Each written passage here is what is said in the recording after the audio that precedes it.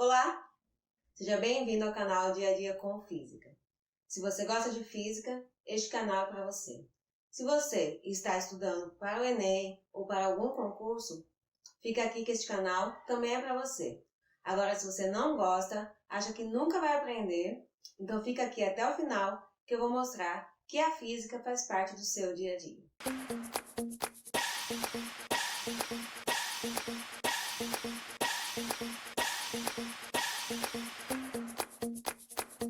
Então hoje nós vamos iniciar o assunto de ótica. Então se você está chegando aqui nesse canal agora, aproveita, já se inscreve, curte esse vídeo e ativa o sininho, assim você não perde nenhum detalhe. Também quero saber se você gosta desse novo formato que nós vamos fazer aqui hoje. Então já deixa nos comentários e compartilhe esse vídeo com todo mundo.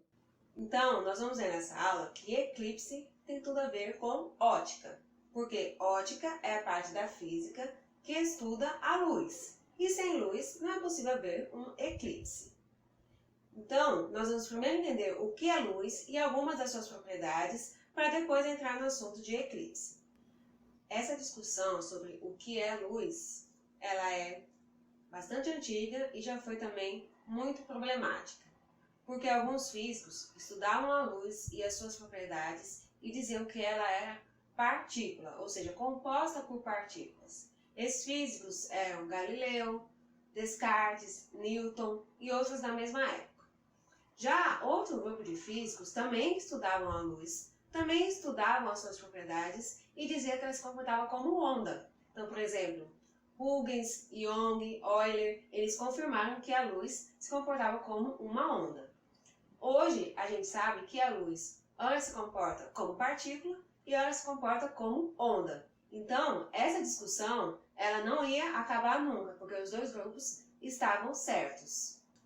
Então, a luz é estudada na parte de ótica, na parte de ondas eletromagnéticas e ainda na parte de física moderna, onde é estudado o seu comportamento dual, que é justamente o fato dela ora se comportar como partícula e ora se comportar como onda. Nós temos também dois tipos de ótica. Nós temos a ótica física e a ótica geométrica. A ótica física vai estudar os fenômenos luminosos, considerando a luz como uma onda, ou seja, as suas propriedades ondulatórias. Já a ótica geométrica vai considerar o raio de luz como um elemento geométrico e vai estudar a propagação da luz. Nós temos dois exemplos de fonte de luz. Fonte de luz primária e a fonte de luz secundária. A fonte de luz primária é aquela que emite sua própria luz. Então, por exemplo, pode ser o sol, pode ser uma lâmpada, uma vela. Já a fonte de luz secundária é aquela que é iluminada pela fonte de luz primária. Então, por exemplo, a lua, os planetas, nós, alguns objetos são iluminados por uma lâmpada, por exemplo, ou por uma vela. E as fontes de luz primária, elas podem ser extensas, como o Sol, por exemplo, onde as dimensões vão ser importantes. Então, o Sol é uma fonte de luz extensa, porque ele está perto da Terra e ele é bastante grande também em relação à Terra. Já uma vela, por exemplo, que você coloca longe, no quarto escuro, pode ser considerada uma fonte pontual, onde as dimensões daquela fonte não vão ser importantes, podem ser desprezíveis. Nós vamos utilizar então geometria para representar o raio de luz. Embora a gente não consiga ver o raio de luz, mas nós representamos ele por uma seta. Então essa é a forma que a física encontrou de representar para poder estudar suas propriedades. Nós também podemos representar com várias setas, que nós vamos chamar isso de feixe de luz. Outra característica importante da luz é a sua velocidade. A luz é o que se tem de mais rápido conhecido até hoje, ou seja, a maior velocidade que nós conhecemos até hoje é a velocidade da luz. Nada criado, nada observado conseguiu até hoje ultrapassar esta velocidade.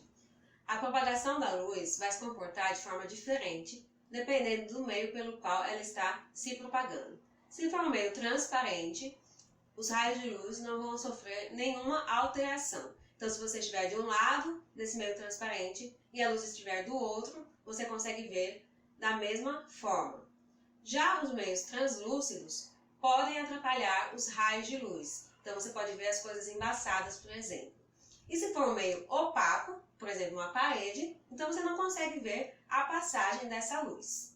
Outra característica dos raios de luz é a sua propagação independente. O que é isso? É a propriedade que os raios de luz têm de que quando eles se cruzam, eles continuam o seu caminho. Então a gente pode ver aqui essa imagem, várias luzes se cruzando, mas você consegue definir cada uma, nenhuma muda o seu curso, então cada uma continua o seu caminho mesmo depois do cruzamento. Então isso é chamado de independência dos raios de luz. Então, antes da gente entrar nos eclipses, vamos falar da sombra, porque sombra, vocês vão ver que tem tudo a ver com eclipse.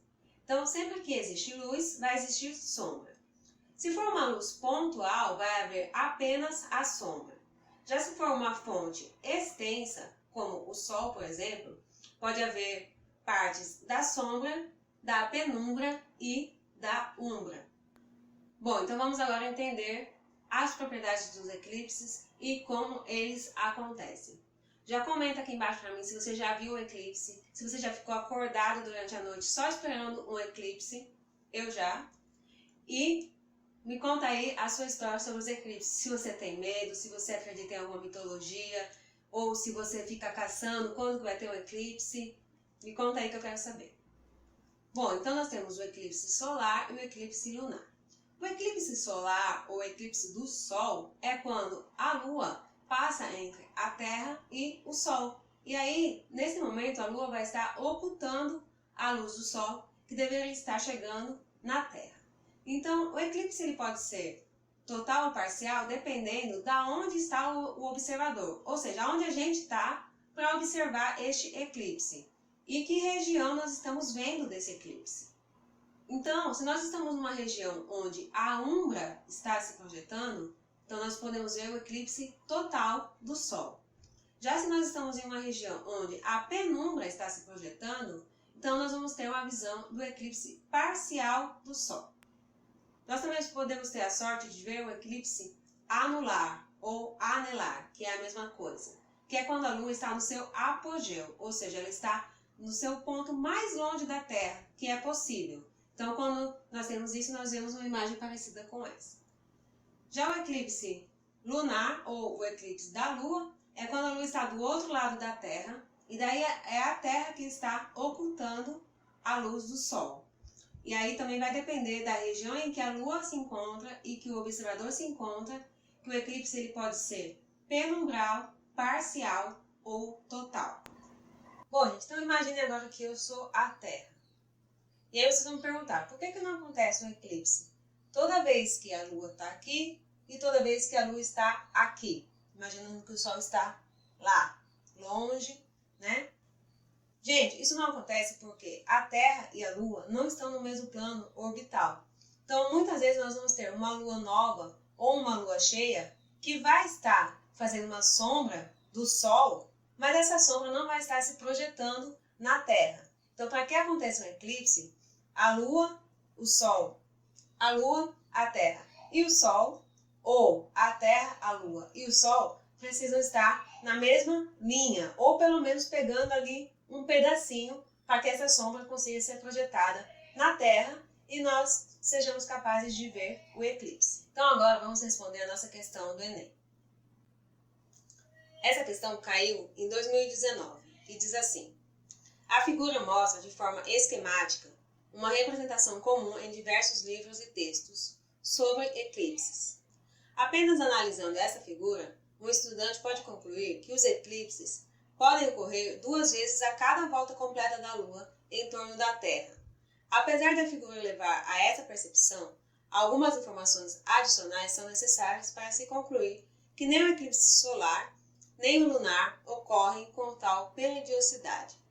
A periodicidade dos eclipses ser diferente da possível percepção do estudante ocorre em razão de: letra A. Os eclipses noturnos serem imperceptíveis da Terra. Planos das órbitas da Terra e da Lua serem diferentes. Distâncias entre a Terra e a Lua variar ao longo da órbita. Eclipses serem visíveis apenas em parte da superfície da Terra.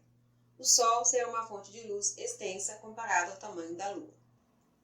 Bom, então, dei a resposta de mão beijada para vocês, né? Então, isso justamente não acontece devido aos planos orbitais da Terra e da Lua possuírem aí um ângulo de diferença. Então, por isso, o eclipse não ocorre toda vez que a Lua está desse lado da Terra ou toda vez que a Lua está desse outro lado da Terra. Então, a resposta certa é a letra B. Bom, então chegamos ao final de mais um vídeo. Espero que vocês tenham gostado. Se você gosta desses assuntos de astronomia, de eclipse, de tudo isso, comenta aqui para mim saber. Se você gostou desse formato de vídeo, também comenta. E se você está chegando aqui agora, se inscreve, ativa o sininho, compartilha com quem também está estudando nessa quarentena. Obrigada por ter ficado até o final e até o próximo vídeo. Tchau, tchau!